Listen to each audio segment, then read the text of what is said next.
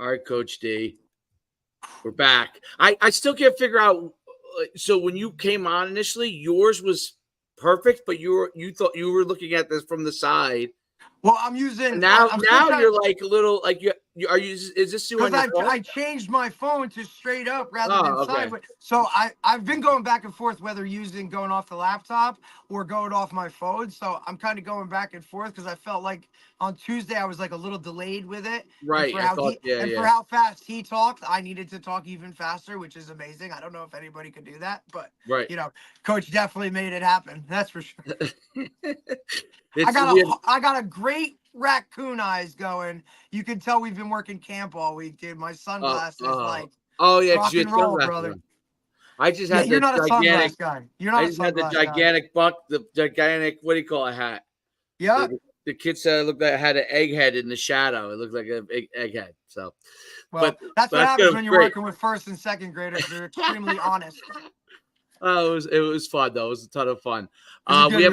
We have a great guest on today, Coach Lepore. Coaches at Manalapan. Really one of the storied programs of the Shore Conference. So he's taken over a program that's had a lot of success. He's had a lot of success. It's a big high school.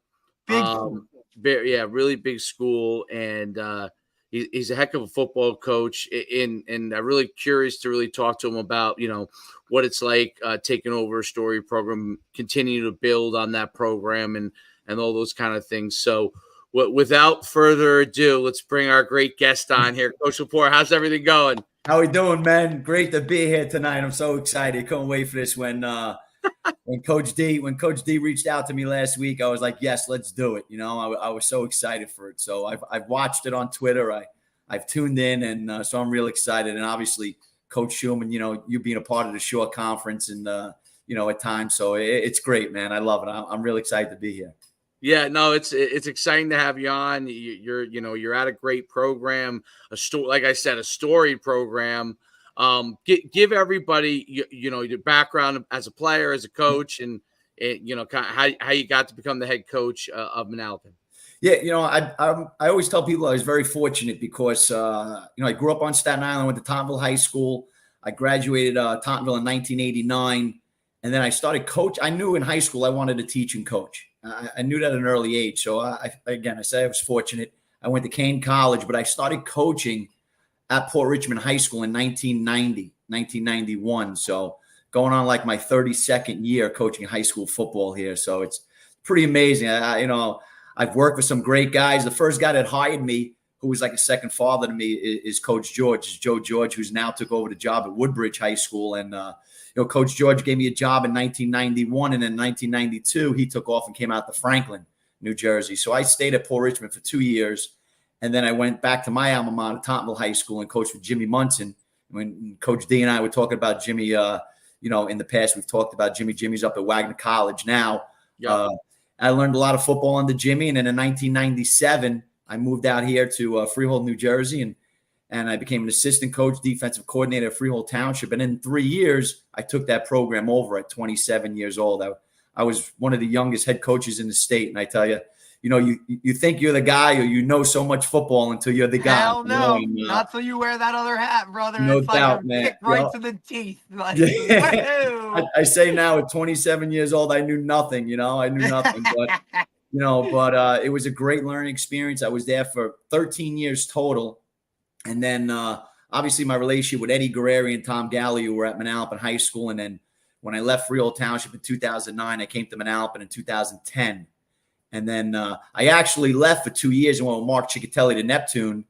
And in 2011, we won that state championship. Yeah, not a bad guy to leave for. No. One of my best friends. And then, the second year, 2012, we lost it to Nottingham at TCNJ. So we were actually in the state championship 2 years in a row.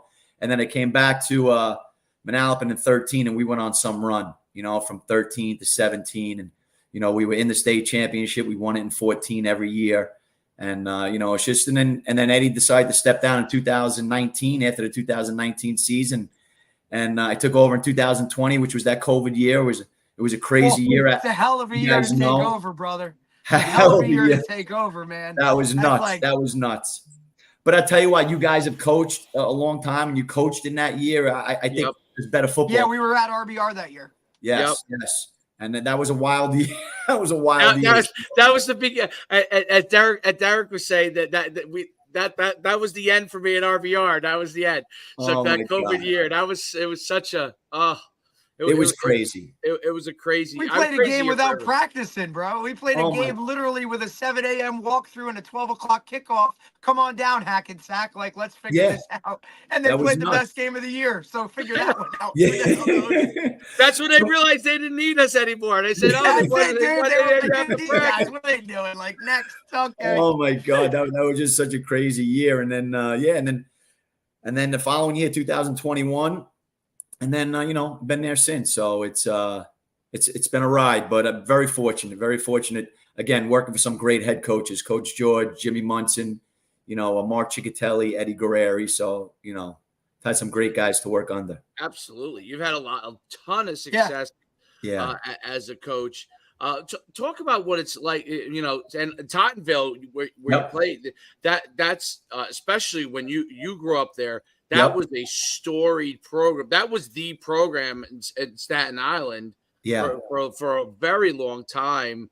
I remember, growing up in North Jersey, like I didn't know much about New York City football, but I knew about Tottenville, So talk about, working with some of those head coaches and how that kind of shaped you as becoming a head coach. Yeah, I'll tell you what, Jimmy Munson, my high school coach and, who I coached for at Tottenville, Jimmy is like the ultimate X and O guy. He's the guy I learned, my work ethic and how to game plan at a young age. I was a defensive coordinator for him at 23, 24 years old. So, Jimmy taught me all the ins and outs. And those were the old days. And we always say, like, these young guys today you try to hire, these young guys have no clue. I can tell you this. No clue, Coach. No clue. That could be a podcast. That could be 6 podcasts in itself. Like. Oh, my God. I'll tell you stories, Jimmy. I mean, again, there was no such thing as huddle. Nope. I'll never forget Monday nights. I took a class over at Kane College. We would have practice on Monday. I would leave and go take class till like 9 o'clock. I would come back to the school and I would stay in the building, in the office till midnight. And that was on Monday nights. And, again, there was, we would stay Sunday till 7, 8, 9 o'clock, Mondays till midnight. That's the way we did it. And that was just that old school mentality. And that's what I learned from Jimmy, and then, again, working under Eddie Guerrieri. Eddie kind of, as I said before, becoming a head coach at 27 years old, you think it, but you're certainly not ready, and there was so much learning curves in those 10 years as a head coach at Freehold Township. But then I would say, Eddie Guerrieri really shaped my my coaching style, and just being under him for so many years and learning from Eddie was, kind of showed me the way of how it's supposed to be done, And that's a huge thing. And me and Derek always talked about it. Like, I was lucky enough to work in North Jersey under DJ Nymphius and Brian Dunn, DJ Nymphius at Riverdale and Brian Dunn.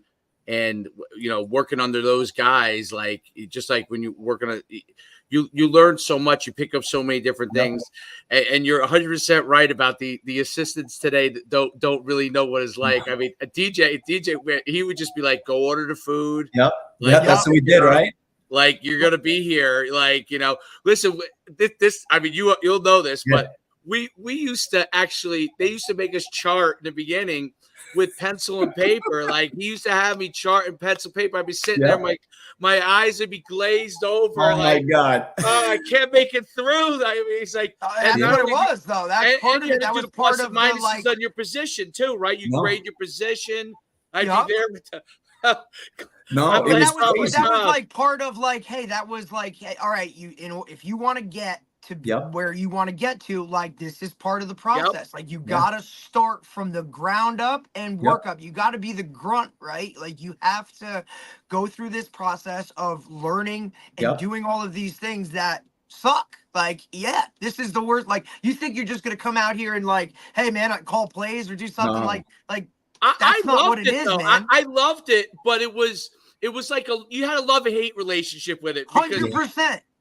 Like, I loved watching film. I loved looking at what my players were doing. But at the same time, like, you had to put it, you were required to stay there. So it wasn't like you finish your job. Okay, now you had to get with everybody else and see what they had. And that's when you're sitting there, and then you start to get glossy-eyed. It's like, oh my God. Are we arguing? We're arguing, whether we're going to line up over here in a 1 technique or a 3 technique. Right. How are we going to block this? How are we going to block this exact thing? Are we going to weigh him? Are we going to? And we're talking about the same shit over and over in a circle. Nah, let me draw it up. No, I'll draw it up. Like. No, and then you're drawing up cards, right? Like now I got to do. Oh, hey, you got to do the cards for look. Okay, here we go. Now we're drawing up cards. Oh my God!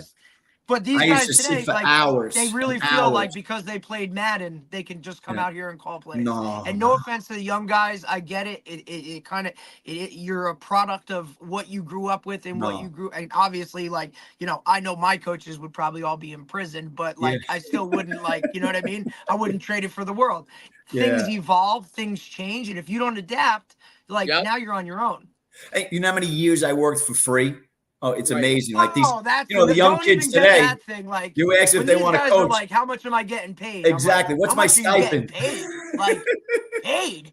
What are you talking about, dude? Like, if you're doing this, like, for the money, like, you think you're gonna gain something from this, dude? Oh my God. Buddy.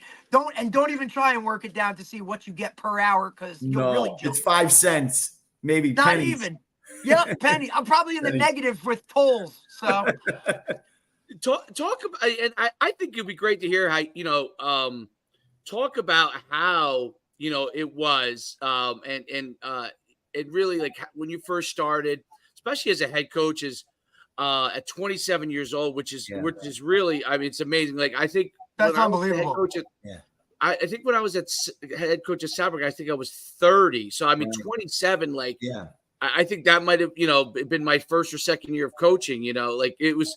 That's incredible. Talk about, like, a lot of things that you learned from a young age, like the mistakes you made, the things you learned throughout that process. I think at a young age, sometimes you're so full of piss and vinegar. You know what I'm saying? Yeah. It's a great way to put it. You want to conquer the world, and you're out there to prove, but sometimes you don't really stop and think. And sometimes the decision making that you make, you're not, you're thinking on instinct instead of.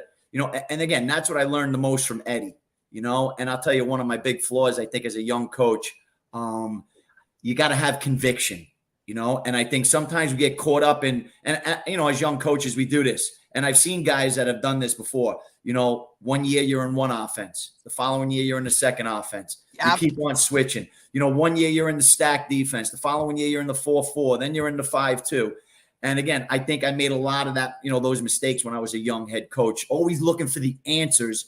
And the thing I learned from Eddie is conviction. Dom, just stick with it. You know what? If we're 3-4, we're 3-4. If we're going to run the ball and we're running power, we're running power. You got to evolve and things like that, of course, like anything else. But that was the thing I learned from Eddie, how he shaped my career, was conviction. Whereas a young coach, I made that mistake a lot, where you think change is good all the time. Yeah, I think obviously establishing what you're good at is really, really important. And that is definitely the hardest thing as a young head coach. And on the flip side of it, you got to learn those things like firsthand. So when you became a head coach again, it became something you took all the stuff that you learned as an assistant, you took all the stuff that you learned as a young head coach and really, probably began to really shape you as a seasoned coach coming in, as a head coach again. And it's one of those things that, like, it's an experience that the guys who have been a head coach as a young person. It's an experience that is very unique because you're growing up with the kids that you're working with, even though you're older than them. You're still growing up with them because you're evolving your system. You're figuring out your coaching style, you know what I mean? Well, I'll tell you what, I had an awesome situation. I coached my 2 younger brothers at Freehold Township. If you remember, So when I took over in 2000, we went 4-6, and it was the most wins we've had in like 15 years.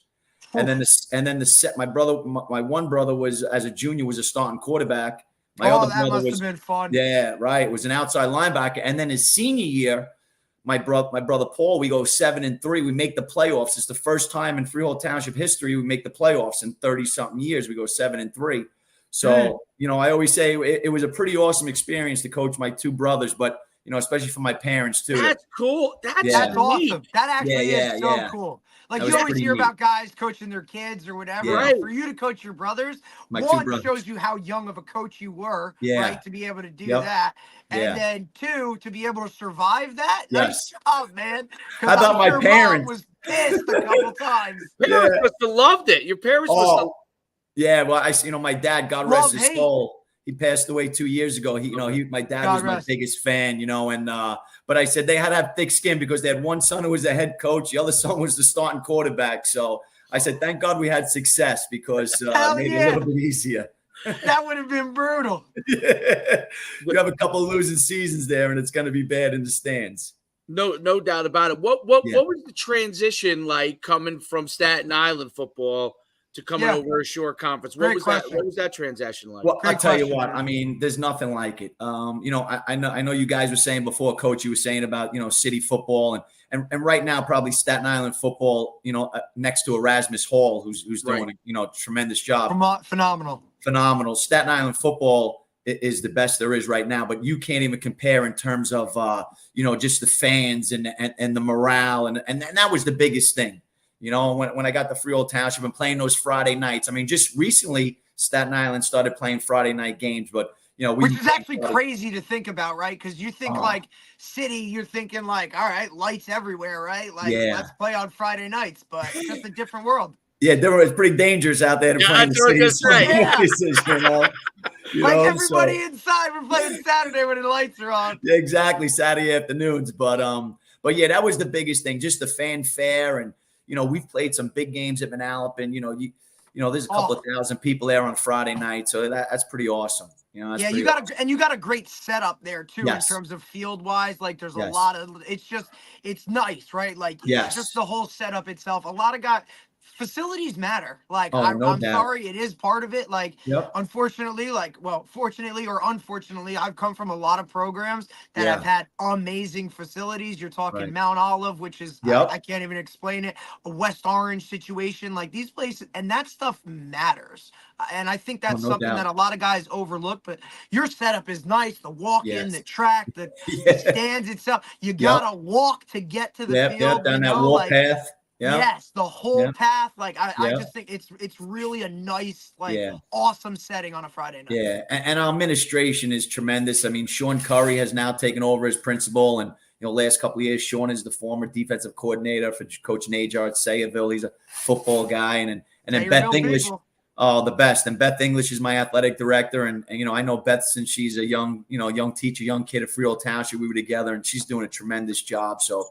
We got a great administration right now and a great parent organization. I always say it's second to none. Our football booster club and stuff like that, parents club, they're awesome. So it's nice to hear the positivity coming from that when most times you hear, oh, this parent's this or this administrator is this. And look, we all know we've been around it and we've been part of part of the negative process, but it starts at the top. And if those guys are up top, don't believe in the mission or the statement or, they're not all on board or they don't understand the game itself. Like it's very difficult to have success. So you're very fortunate. Fortunate. I'm sure people would kill to have what you have. Yeah, no, very fortunate. I'm very lucky. So it's a great support group. The tradition there at Manalapan, like it's a place that people know about. It's a place that's had a really good history, obviously a lot of success. Talk about, I guess, the ground up. Like what does the ground up look like in Manalapan? Because I'm sure people are so curious. They have so much success. They've always churned out really good players. You've had really good teams. You have state championship teams. Yep.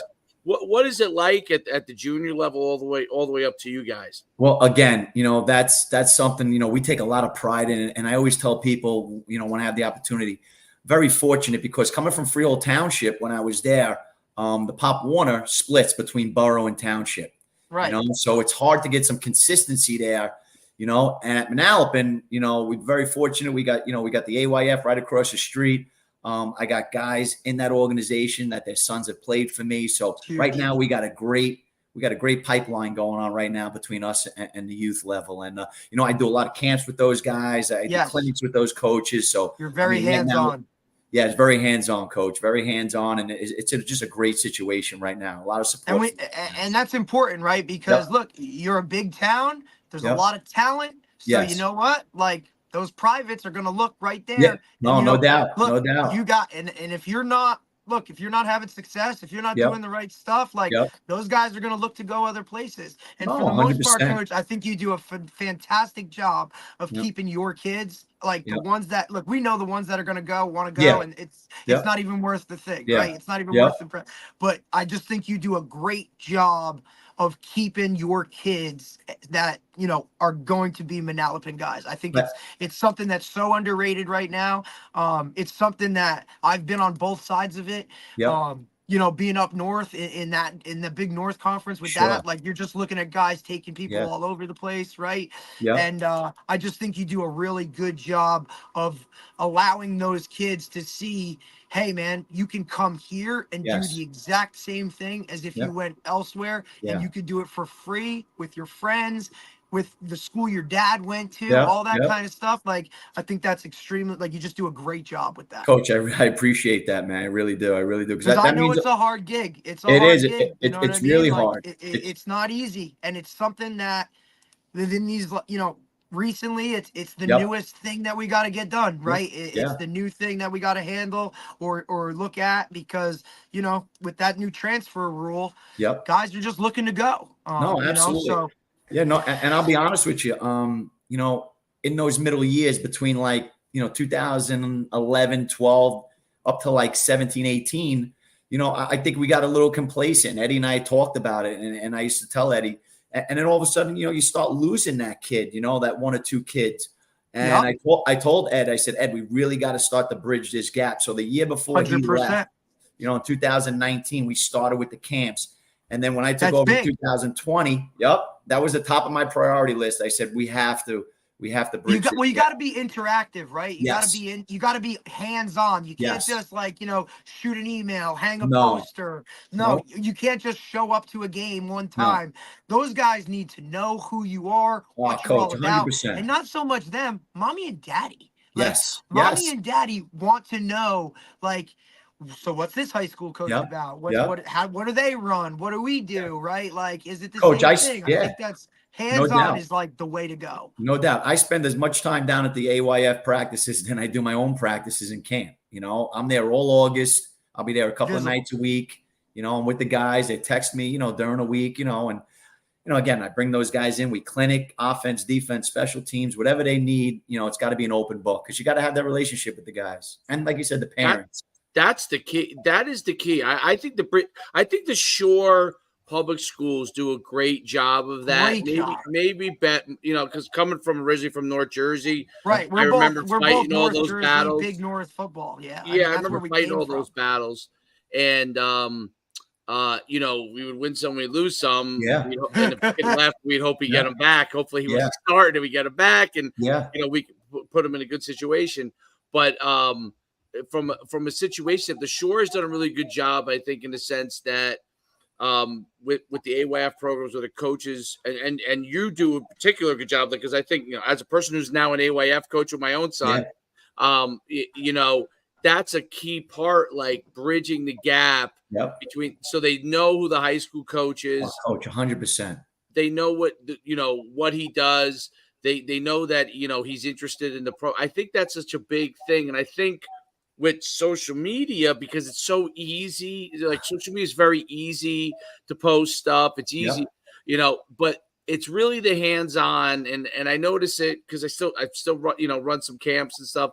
And I notice it, like, when you're around the kids for a few days here and a few days there, it's amazing the difference that it makes with those kids, because now they know who you are.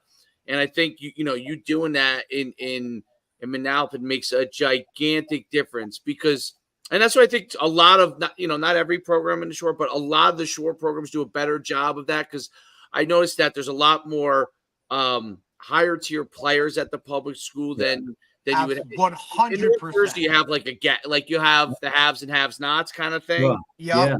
And But down here, you have like even programs that aren't maybe a powerhouse will have some dudes. You know what I mean? Yeah. Absolutely.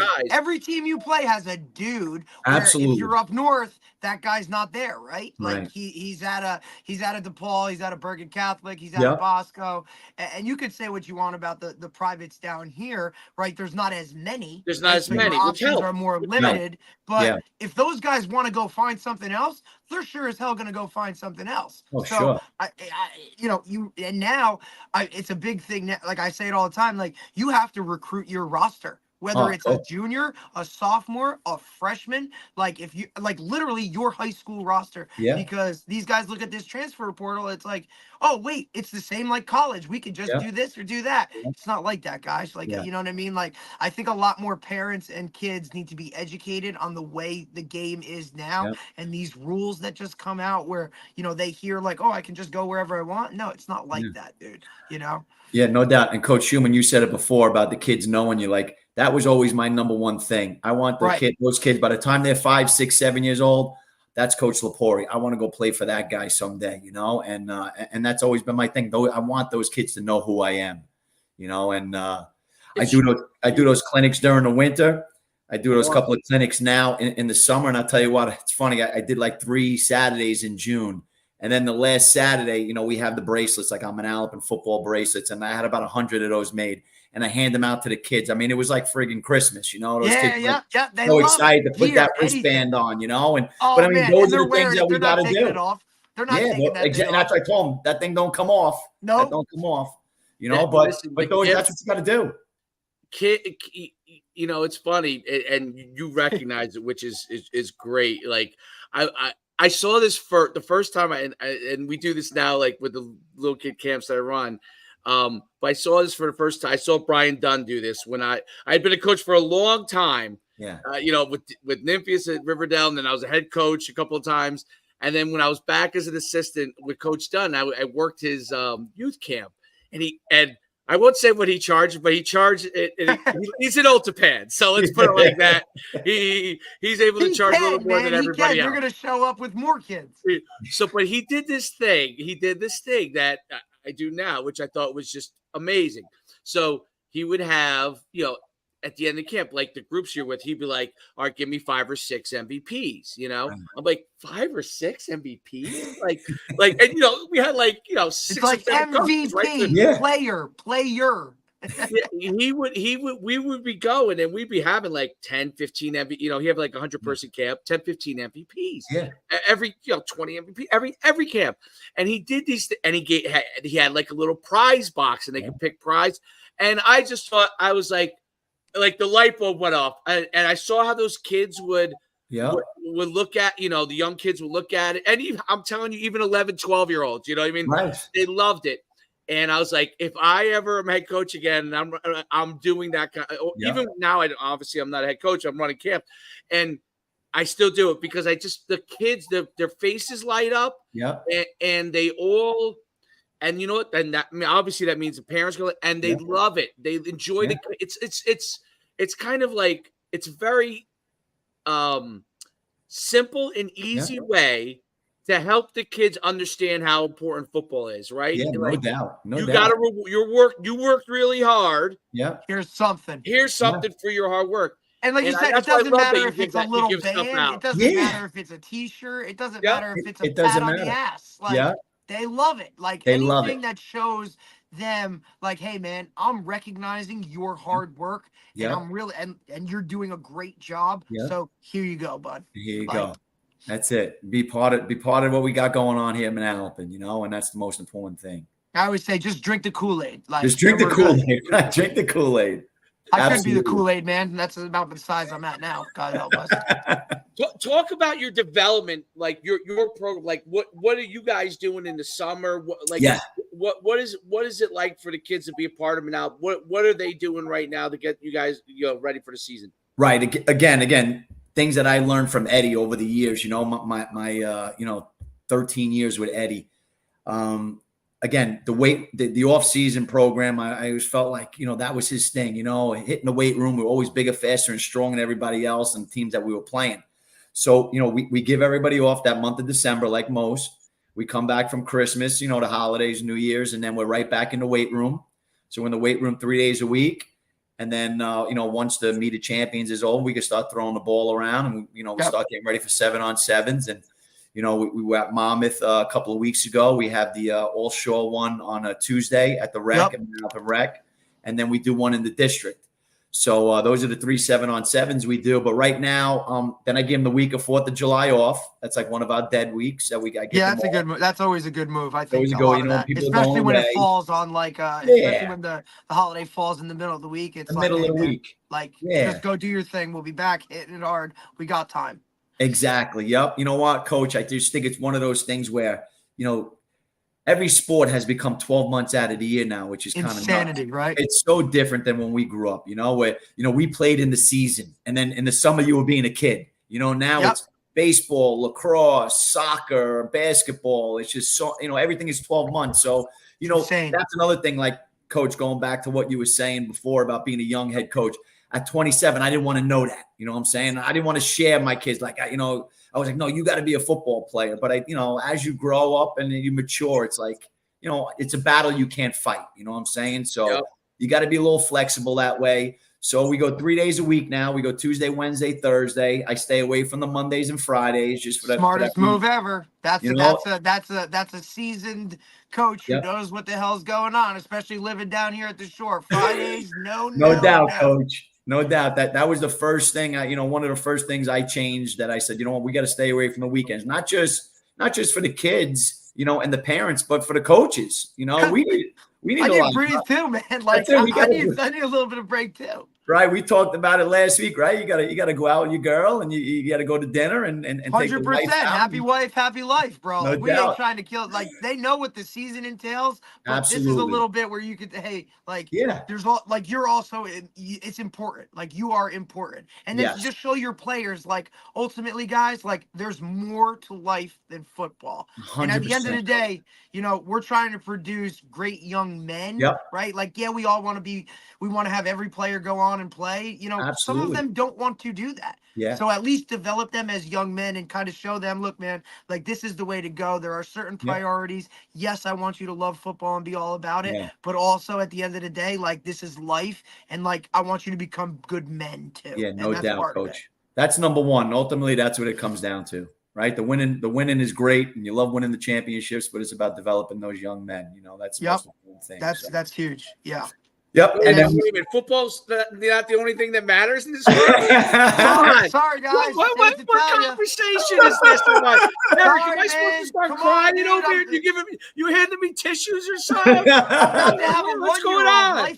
The views on life have changed since I had a child. Get sentimental on me over here. We've talked about this. Like, I got a 1-year-old. Things have changed. The viewpoint. Oh, there you go. There you go. If I look back and thought to myself, at 38 years old, that I would ever be like saying that part of it, like you just wouldn't have done it, right? No doubt. It's real, man. Like that's what it is. And like now I've been in it. This is about to be my 15th season. Yeah. Like now I have players that are like, it used to be, Coach, I'm at school, blah, blah, blah. And then now it's like, Coach, can you come to my wedding? And it's like, hey, Coach, I just had a kid. And it's like, holy shit. Like you had a kid. And then it's like, wait a minute, I have a kid. Like, oh boy. Like, so that's the greatest part about coaching, right? Is Coach, like just having those guys have that, like, Coach, like, thank you so much, that kind of thing. Like that's the best. That's why we do this. That's why we work for 5 cents an hour. 100%, Coach. 100%. And it's funny you said it, because if you would ask any of my seniors that graduate, there's something I always tell. I say, just invite me to your wedding. That's what I want to be there. That's all I want to know. That's it. They all know that. Yep. Awesome. I'm curious how you talked about it, so I'm curious about it. Because I see it at the youth level a lot. Like literally all the seasons overlap in some way. Like kids who play football, they're playing like some form of, if they're a baseball player, fall ball, and then let's say they're playing basketball in the winter or wrestling or whatever, and maybe they're doing some football work, and then in the spring, whatever sport they're doing there, but they're also doing some form of another sport. Yeah, always doing something. How do you like I don't know. How do you coach your kids through that? Because that sharing part is definitely something that's become more and more prevalent, right? And football is always expected. I always think it's funny because the other sports don't want to share a football, but football is always expected to share. But that's why I prefaced the question with, for years. the football coach, he doesn't want to share. Oh, wait a minute. The football coach is always the one that is willing to share. Absolutely. But I think we get the bad rap. You talk about how how do you handle that? How do you kind of approach it with your players? How do you kind of coach them through that? Well, again, Coach, I think it was one of those things, like I said before, I think it kind of comes with maturity, and that mindset. And the other thing is, the first thing I noticed when I came to Manalapan was that, the coaches were all on the same page, and work with a great bunch of guys. And, when we first got there, Rick Garrettson was the head basketball coach. Scotty Pressman was the head wrestling coach. Brian Boyce is the head baseball coach. And these are guys that have all had success. But we got great relationship, great friendship with each other. So it's like, hey, listen, our guy is going to play a little basketball during the summer, but he's going to come to practice in the morning. Or our guy's going to play a little baseball during the summer, but he'll be at your football practice. If you work together, it can happen. You know what I'm saying? But I think you got to have that open mind. You got to have that mindset. You got to be open-minded. And I think that just comes with maturity a little bit. But it really comes with the guys that you're working with. I got a great relationship with those guys. Yeah, I think that's probably the first thing that maybe new head coaches should do when they get in a building is get to know the other coaches of the other sports, build some form of a relationship with them. You know what I mean? So you understand what they're looking to do, and then that way you can adapt. It's the football coach has to adapt, right? It's just I'll tell you something. Well, I think it's one of the things is that you have the most guys on your roster of any sport in the building, right? And football is always the most visible. And I'm sorry, it's nothing against those other sports, but football rules high schools. That's what it is. Coach. No, I was gonna say it's funny you say it because he's one of my close friends now, and I love him. But in the beginning when I was a young head coach, Brian Gollop, at Freehold Township, basketball has had tremendous amount of success. They just put him in the Hall of Fame. But I can remember those years. He had some of those great teams back in the day. TJ LaFosse, who passed away, but Marcus Roberson and Eddie Fisher, Kevin Fisher. And I swear, and Brian may deny it, but, those guys are football players, and he told those guys, hey, you got to play basketball. I think one year I had TJ LaFosse out at safety. It lasted like 2 days during the summer. Next thing I know, the kid disappeared. I'm like, what happened to TJ? The guy said, I think Coach Gollop got to him and said, you're not playing football. You're playing basketball. No way, buddy. You're a hooper, dude. You're a hoop guy, But again, I think, like you said before, Coach, I think, if you have that relationship with those guys and it's that understanding, then it works. It works. That's one of the things that I think, and at a big school, this is obviously like yours. You have a big high school. Yeah. Recruit the hallways, baby. One of the probably biggest in the shore, I would guess. But and you guys are group 5, right? Big group 5. Well, last year we were group 4, but we kind of go back and forth. Okay. We were like right on the edge this year. So it used to be a big. What do you have, like 2,000 in the school? Say it again, Coach. How many in the school total? Yeah, we're about 2,100, 2,200. Yeah, so we're right between group 4, group 5. So I think back from when you started coaching, which you probably I think is interesting and a little bit different. Like in the early early 2000s and even going before that in the 90s, a lot of times you could actually, as a football coach, take the basketball coach or just put them right in your staff. Yeah. And that usually now they were with you a lot more, so you could kind of work schedules out easier. Absolutely. But that's much more difficult at a bigger high school, and the era is different where, and we talked about it briefly, like coaches are different, especially younger coaches. They want to kind of coach their sport, and they also want a little more of their freedom now. So it's not like not as many guys go from season to season, like they used to.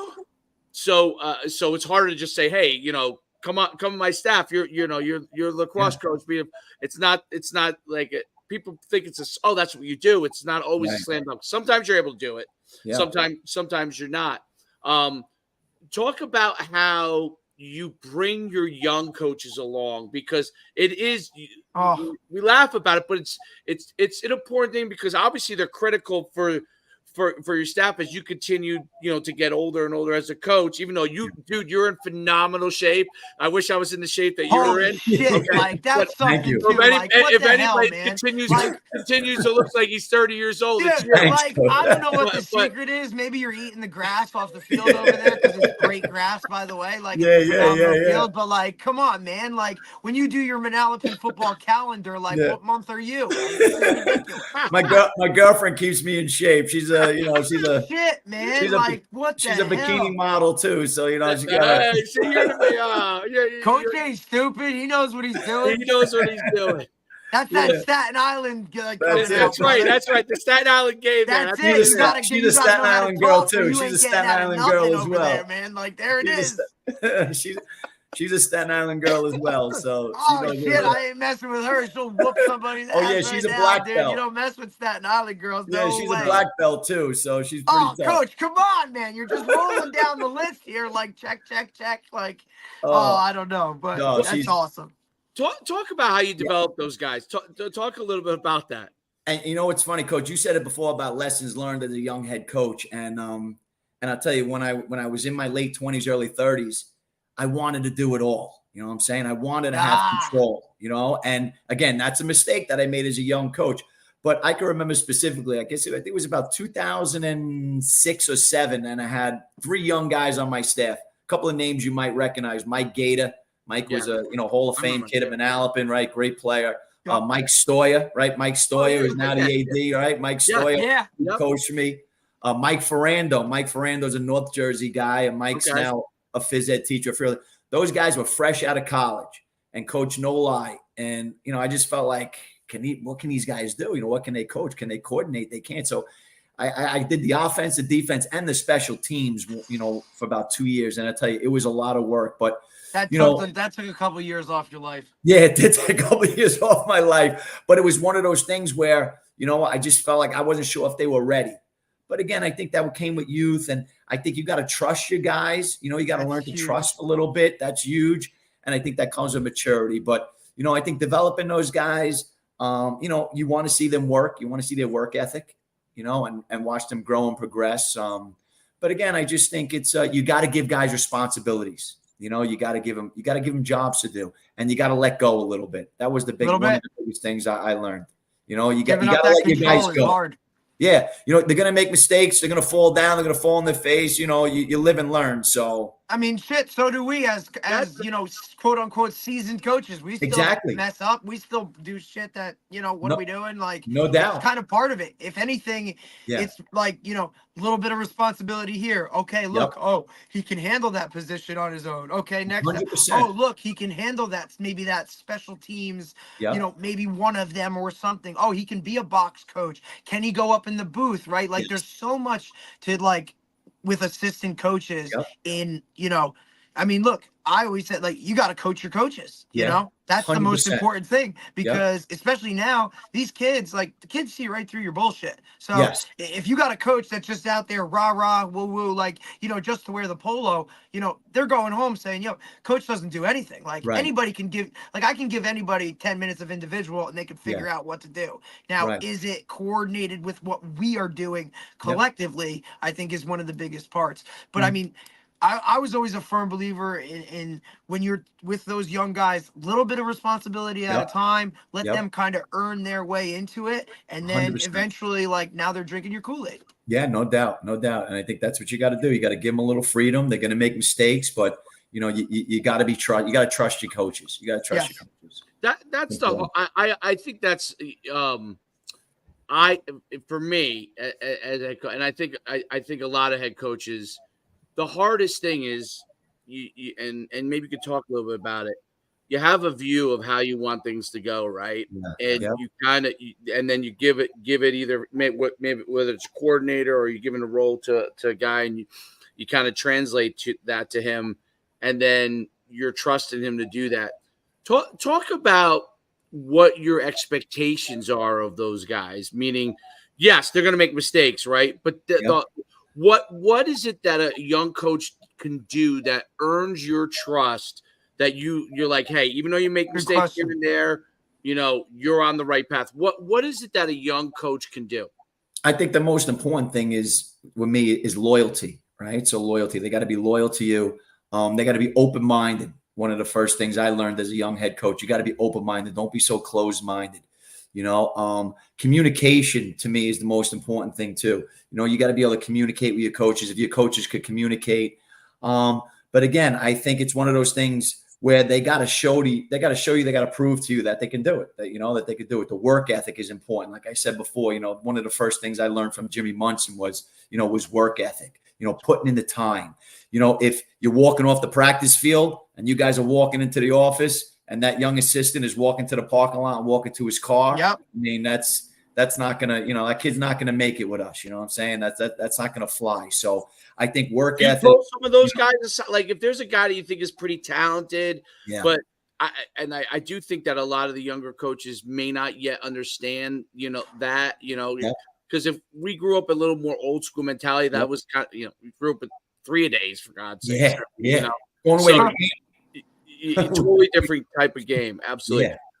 Do you it's not even close. Grab one of them and try to explain it to them for, like, hey, listen, like if you really are serious about like what do you do from that standpoint? How do you take a guy that you think could do something, but he just doesn't know, like he really doesn't get it. It hasn't doesn't get it yet. Doesn't get it yet. I shouldn't say doesn't get it. Doesn't get it yet. Yeah, and again, that was one of the things I said before about communication. I think I'm a pretty good communicator, so I'll always lay all that stuff out, to our guys. And if I got to sit a guy down one-on-one and say, hey, these are my expectations of you. This is what I expect from you.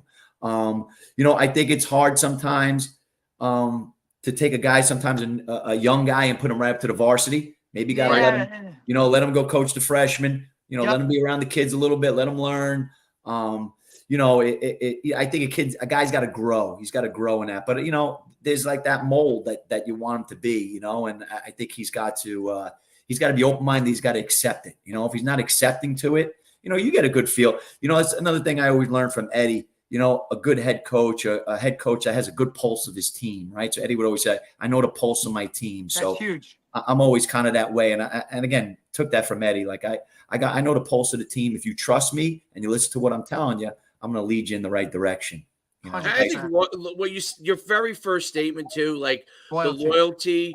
The loyalty, it's being grounded where you're at, doing the job where you're at, not what the job you want, but doing the job that you're at and being great at it right now. And to me, like as a coach and having been a head coach and then been an assistant, after having been a head coach, just like you have, where, sometimes head coaches are hesitant to hire another head coach because they have their own ideas.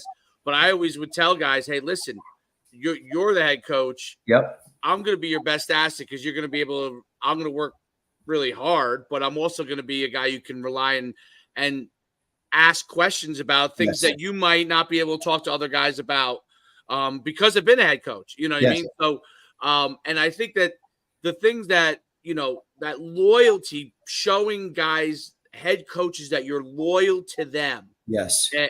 As long as you're going to be there, I recognize that not every assistant coach is going to be there for a million years anyway, which when you get them, it's gold, right? It's gold. It's gold. Yeah, absolutely. But when you're with me, you're loyal to what we're doing. You're loyal to the program. You're loyal to me as the head coach because I'm essentially the one that stamped you, right? Yep. So how do you this is a tough question. So I don't know that I know the answer. How do you what are some of the things that you do to work to instill loyalty in the guy, especially newer coaches on the staff? What are some of the things that you like to do to really kind of get them to understand that we're a family and this is what we're trying to do together? Well, I guess I just kind of try to be like a role model myself. You know what I'm saying? I walk that walk. So like, I'm not going to tell you one thing and then do something else, Actions. Actions, my actions, I want my actions to be louder than my words in terms of how I operate. I'm big with the ego thing. You can't have an ego. Like I've been a head coach. I've been an assistant coach. I've been a coordinator, listen, we all have a little ego. Yes. It's part of being a coach, but my ego isn't bigger than. You have to have a little bit of an ego. You got to have a little bit of an ego. But I don't care what anybody says. If you don't have a little bit of if you don't have a little bit of this, like, yeah, I don't care how people take it one way or another. It's got to be checked. It's got to be checked. Like I Hell know, yeah, I've been an assistant coach. I know I could be a great assistant coach. You know what I'm saying? Because my ego, I know how to check my ego. You know, because you have the head coach, and again, he's the head coach. But you know, I think it's one of those things where you know you got to lead as an example. You know, for those younger guys. You know, I'm big with whatever happens in the room, it's got to stay in the room. Absolutely. You know, whatever's talked amongst the coaches. Yep. I'm not big on social media and putting our business on social media. That burns me. That's why we're a family. This is what it is. We're talking. It's just what it is. Loyalty, like. Yep. So I could, you know, and again, I kind of can feel a guy out by the way we communicate on the staff. And if there's an issue, I'm going to say something. You know, I put something in. You know, we got group text amongst the coaches. If something gets out or leaks out, I'm like, hey, bud, it's got to stay here. You know what I'm saying? Like, so, and we know we know where it came from, right? Because there's only so many of these. You know what I mean? Like, come on, bud. Like, what are we doing here? Like, let's talk about this. Yeah. You know, and I think the communication and the coaches meetings are very important. You know, you know, we'll have like 2 or 3 coaches meetings leading up to camp. You know, and that's the top. You know, check the ego at the door. You know, like Coach said it before, this is our family. What happens here, what happens in the room's got to stay in the room. Because again, you know, I've had fathers on my staff that have, you know, their sons in the program, and that's not an easy thing to do. You know, my head freshman coach now, it's hard. My head freshman coach, his son is going to be a junior. You know, I've had other guys on my staff that have sons. You know, it's not easy. It's not easy. No way. You know. No, I think you brought up a great point about how important everything is to keep everything in the room, and that guys, you know, like literally check what, you know, you can have an ego, but you got to check what we're doing. Yeah. And ultimately you're the head guy, right? So, you know, it's like, you don't have to always love every decision I make. Everybody, you could run the scenario like we've all done as assistant coach when we've been assistants. You could run the scenario. If I was head coach, I would have done X. Right. But you don't have to verbalize. Put it in your binder, bro. Put it in your binder, right? When you're a head coach. Yes. And maybe you give listen, on Monday, when your coach and maybe a coaches before the coach meeting, you pull coach, you know, the head coach aside and say, hey, you know, I saw this. And that also shows the head coach that you're doing your research. You're paying attention to the game. Absolutely. You know, I think that's an important thing. And you know what? And listen, and I'm curious your opinion on this. Yeah. Huddle gives so much at your fingertips now, right? Like it really, obviously almost too much, right? But it gives you so much at your fingertips. What do you like expect guys to come prepared? Because I'm even when you know, as of 2020 when I was at RBR, obviously the technology in Huddle has come so far that you could really do a lot of things. And almost everything. My mentality always is like, I'm going to do a lot of the stuff myself because I like to know what's going on, but I'd like to see what everybody else does. Right. So, you know, like what we used to check, we used to look and see, okay, which coaches watched any film. Oh, absolutely. Right. 100%. Like, what are I pull it up every Monday. in our meeting. I look at all the players and who's watching film. Yep.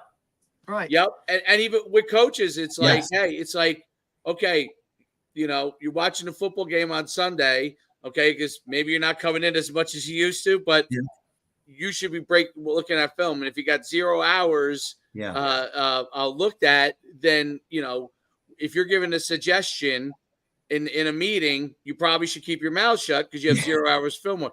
So, and so one of the things that I think is great about Huddle is gives you really quick, easy access. Talk about what you like to have your guys kind of do for you with respect to golf. There's so many things they could do. There is. And you know what, Coach? It used to be, you know, 5-10 years ago, I used to have all the guys input the information. So whether you're on the offensive staff or the defensive staff, they would all split up the responsibilities, you know? So like, you know, if you were the defensive coordinator and Derek and I are putting in like the down and distance and the hash and the stuff like that. So we're all watching film. And if you're the offensive coordinator, then we're putting in the, you know, what coverage it is, what the front is. So we all got, we all got a piece of the pudding now. We're all involved. But now with Huddle Assist, now they're doing it. So again, it's one of those things, like you said before, you just got to trust your guys. And again, you can tell. And again, we're fortunate. 100%. You can tell fortunate, just by the questions that are asked or just the way they approach it. Like, Monday, like when I get back from that JV game and those guys are already on the board, it's like, hey, I'm coming in. And look, I've always been a firm believer. And I coached with Dave for 2 years. And, my role as an assistant coach is to think of everything possible that you haven't in terms of you got so many other things going on. Like, hey, coach, what about this? And my job is to just present it to you. And whether it works, great. If it doesn't and you say no. But I'm not pissed if you say no. Or I'm not feeling some type of, well, coach doesn't want to run this because, Dude, that's not what this is about, right? No, football's the ultimate team game where everybody has a job to do, and you need to do that job to the best of your ability, and that's when things. But some guys do feel. But like my point is that some guys do. Hell yeah, some guys get pissed. And there are guys that are great. I would say great coach. There are assistants that are very good coaches. That sometimes get. I'd like to do more. Well, they let their feelings get in the way. I'm curious what coach has them do, because there's some guys that you assign things to and they'd like to do more. And then there are other guys that you might assign things to and maybe they're not. Well, not that they didn't do it. It's maybe they weren't, they didn't understand how to do it, right? They didn't understand exactly what. But that's why I'm curious what you do from that standpoint. Yeah, so no, like we're I'm real specific with their jobs and stuff like that. So our two coordinators, we lost coach there. He's here. He'll be. There we go. There we go. We lost. I pissed him off again. No, I'm kidding. Holy shit! Yeah, I thought I was having a stroke. Yeah. So again, with Huddle, like you were saying before, Coach, the meeting times obviously has changed, right? So we bring our guys in on Saturday after a Friday night game.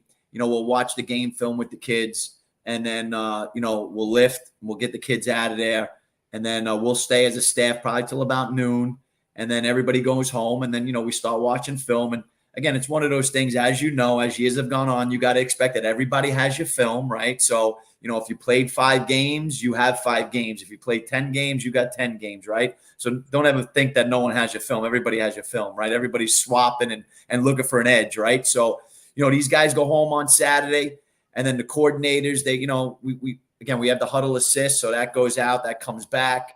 And then, guys just start watching film, but, we're communicating. We don't meet on Sundays. That was something a little different than what Eddie did. I've thought about coming back to the Sundays. I kind of play around with that a little bit, but again, it's like one of those things, like you said, with Huddle.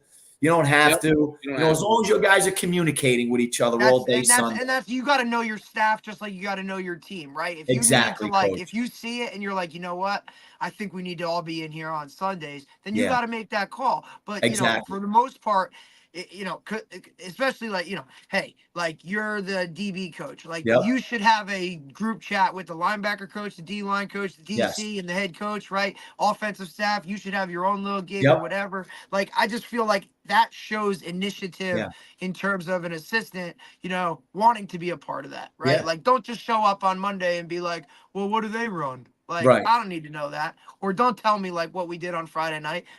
I've just watched 24 hours of that film and critiqued everything. So, I think it's just a lot of guys just don't really get it. Like, because I don't think they've ever, and this is the one thing that I've seen since, being in, North Jersey and now down here and whatnot with certain staff. Some guys playing in high school or that type of gig, they've never experienced it on that level, right? Like every program has been different. We were fortunate enough to play at high level high school programs that prepared us for college. And Dave has referenced it too. Well, I played at a low level high school program. Well, that's what I'm saying. That's where I'm getting. I was a good athlete. I got a scholarship. But that's like what I'm saying, right? Not that good. And that's what I'm getting to, Dave, is that when you came out of small Group 1 Saddlebrook ball and all of a sudden you're at UConn, shell shock, right? Like, whoa, like I wasn't coached that way, it was here's the ball, go run, right? Yeah, I could tell, when I got to Sacred Heart, I was so far ahead of other freshmen because my coaches coached me a certain way. Right, absolutely. We watched film. We did all those particulars. And it wasn't just the head coach. It was the assistants, right? Like, that stuff mattered when I got to that next level. I was so far ahead of some of these guys. Like, I mean, it was crazy. Like, coverage-wise, these guys had no clue. They're like, what do you mean? What's cover 3? What's cover 4? I'm like, dude, you played high school football? Like, what are we talking about? Listen, Derek, if I told you, and I've told you, if I told you what I knew coming out of high school football, I knew, like, our plays were literally like pitch right to Dave. You know, I'm not kidding. Like, I'm not kidding when I say this. Wow. So, I know. That's why I brought it up. Played safety. It was basically don't let anybody get behind you. Yeah. Oh my God. Hey, just stand here. That was what it was. I mean, it happens, right? I had a learning curve. I was like, like. Well, I think you guys said it. No doubt. They started drawing stuff up in college, and I was like, "What are they doing?" I didn't know what they were doing. I'm not kidding. I'm like, "What are they doing?" I never saw anyone draw, other than like we watch film. I never saw anyone draw an X and O in high school. Is that crazy? That is crazy. Everything was taught on the field, and I never saw anything on a board. On film, they would explain this, but I never saw. So they started drawing things. I came in there. I was like, I know I called my dad. I was like, I'm just going to be looking at this playbook for like hours because I am not in the same, level as far as knowledge wise. Right. So it's, and obviously now that's the beauty, I guess, of now, even, I mean, if you're not doing that, all the stuff as a coach, well, Coach, you said it before. Your team's going to be really bad. Coach, you said it before. I mean, one of the things, I mean, obviously it was a terrible year and how it went down with 2020 with COVID, but that taught us, like Derek said before, about with Zoom, with Zoom meetings with your kids and stuff like that. I mean, huge. I mean, it's come so far now. I mean, our coordinators, our position coaches, as Coach said before, they're doing with our players, so that's going on all during the week, where, we didn't have that before 2020. No, it's amazing. I want to ask you one final question. Yeah. What is it about Manalapan that really makes it such a special place? Because every year it's people want to cover it. They want to watch the games there. You guys get huge crowds for home games. What is it about Manalapan? Coach, you know what? I think it has that blue collar mix. It's got a blue collar mix. It has it's made up of that North Jersey, I always say that North Jersey, that New York, that, just that mix of the just work ethic type of people, where it's the teachers, it's the cops, it's the firemen, it's the, it's the carpenters, it's the plumbers, it's, people that lunch pail type of environment. Again, we do have our, there are wealthier people in Manalapan, of course, but I mean, I think, majority is just that blue collar, type of attitude. And, and that's the biggest thing I find, it's just the kids really want to work at it, and they want to be successful. And, when you tell them we're going to do this, they're going to say, okay, let's do it. You're not getting a million questions. You're not getting a million questions. It's not why. It's like, all right, let's do it. I got to jump how high, and yes, that's amazing. So that's the biggest thing. But I would say it's that mix of that blue collar, mentality. That's the biggest. That's what I find. And the support from the community. Absolutely. Although if the home prices keep going up in Monmouth County, we might only have rich people living here soon. It'll be everywhere. Yeah. It'll be everywhere. But no, I think you nailed it on the head. And that obviously translates into kids that are tough kids and kids that want to play football. And have the mindset to play the game. Coach, it's been fantastic having you on. Awesome. I hope we didn't take too much of your Thursday night. I'll do another hour if you want. I don't care. We'll shoot this. I don't care if you want. Yeah. Listen, if I normally we do our show on Fridays. Early. Yeah. Yes. So we didn't even talk any scheme. It doesn't interrupt dinner, but this week we rarely get to X's and O's on this. We didn't even talk any scheme. Right? I'm ready to do some scheme if you want. No, listen, we rarely get to bring you on again for that. And we'll save that for after the season, though. All right, there you go. We don't, we now know that you run power really well, and we want to make we don't want to give away the nuances of your power game. No, yeah. No, listen. Hey, it's another thing I learned from Coach Guerreri. There's no secrets. There's no secrets. No, absolutely not. Everybody knows everything. Everybody knows everything. Listen. The minute your mindset changes and you think differently, you're better off. There's no secrets. Yep. There's no secrets. Coach, appreciate it, man. Really, thank you for taking the time. It's been great having you on, Coach. Anytime you want to talk football, let's do it. We're glad to have you on. It's been We're great all talking to you. Thanks, Coach. Appreciate it. All right, man. Thank you. Thank you, man. Have a great day, Coach. Have a good weekend. All You right, too, man. Great. Awesome. Take care. Thank you. All right, that was fantastic. Really great show. I didn't know he was a Staten Island guy. I love that. Yeah, no, I didn't know that either. I didn't know that either. But I know this. He's in better shape than both of us. So, listen. It don't take much. Like, no offense to him. I know he's in great shape, but it don't take much to look better than us. We talk about this shit enough. We should really just start doing something. I'm so strong. I'm so strong, but I gotta slim down. Yeah. So strong. I got slim down. I tell myself that too.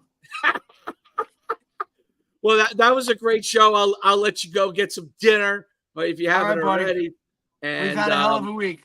It's been a great week. Go enjoy. Where you're going. Those kids were good. Those kids were great this week. They really worked hard, and through that heat, man, they're like, hey, just keep giving me water, Coach, and we're good to go. No, they did. They did a great job. I don't know if you saw, because I think you're in the. We also have like a bunch of thank yous came in our awesome. in Snap. That's good. So. And we found the smartest like little secret ever, like that we're gonna have as a GA for the next 25 years. Oh my God! But yeah, that if I was literally, like guys, I hired found my now, guy. I found my analytics guy for the next like 30 years. We're good. We're set. He was ready to go with all that stuff. I got more. I have a whole playbook now, so we're good to go. That's fantastic. All right, let's get off the show. Great show. All right, man.